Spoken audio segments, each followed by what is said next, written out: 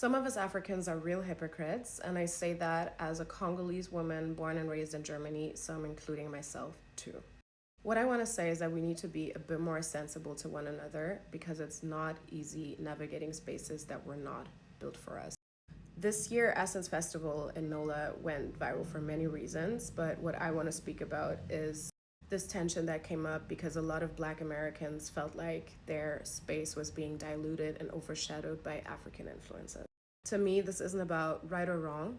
Hurtful things have been said on both sides, but they stem from rejection, and a lot of us Africans are the root of said rejection. For years we've mocked them, for years we've called them akata, we've told them that they don't know their roots, that they don't have culture, or made fun of them for not knowing where they're really from.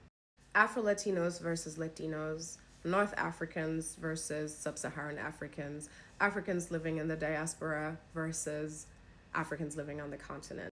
It's always the same cycle of rejection, identity, pain. People just want to feel like they belong. People just want to feel understood. As a natural human response, when people feel they've been excluded for years, they're just going to create spaces that are exclusively built for them. And let's be honest, us Africans, we benefit a lot from Black American culture. We take from it all the time. Just look at me. The way that I speak, the way that I act, the way that I dress, the way that I do my hair, the way that I do my makeup. It's all been heavily influenced by Black American culture. The slang we use, the TikTok trends we follow, the dances, the music we listen to, a lot of that comes from them. So we can't keep benefiting from the culture and then get mad when the people, the originators of said culture is like, hey, this doesn't feel like it still belongs to us. And I also think it's important to remember from time to time that Black Americans are hundreds of years removed from the continent.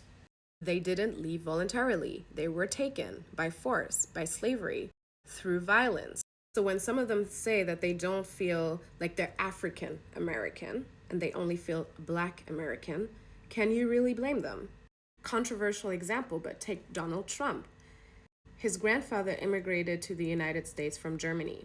That's only 2 generations removed. But you don't see Trump walking around identifying as a German American. He's just American because that's the country he grew up in and that's the culture that he knows. Same thing goes for a lot of Africans in the diaspora. When you ask them where they're from, they're going to first mention the country that they live in, the country that they were born in, before they say, oh, but my parents are from.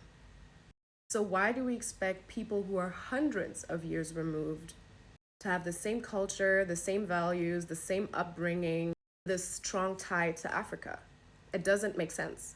Yes, some do try to reconnect and some are interested to visit what they call the motherland, but it's not by force. Don't get me wrong, I am a Pan-Africanist. I believe in Black unity. Just look at what we were capable in 2020. What happened globally around George Floyd showed us what unity can look like. In that moment, no one cared if he was Dominican, African American, Black American, Ghanaian, Afro-German, Afro-Italian. That was a Black man. We all understood this could have been my father, my uncle, my neighbor. This could have been my brother. So how is it that 5 years later, this is where we end up? Like I said, I was born and raised in Germany, meaning that I grew up in predominantly white spaces. Went to predominantly white school, then later predominantly white private university. Yet I've always moved between cultures. So I'm very familiar to what it means to be too Black, not Black enough, not African enough, too African, depending on who I was around.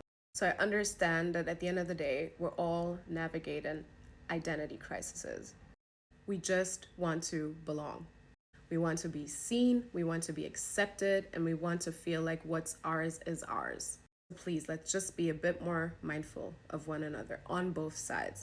If you're still with me right now and these kind of conversations matter to you, this is part of the stuff that I speak about on my podcast called the Soul Talks Club.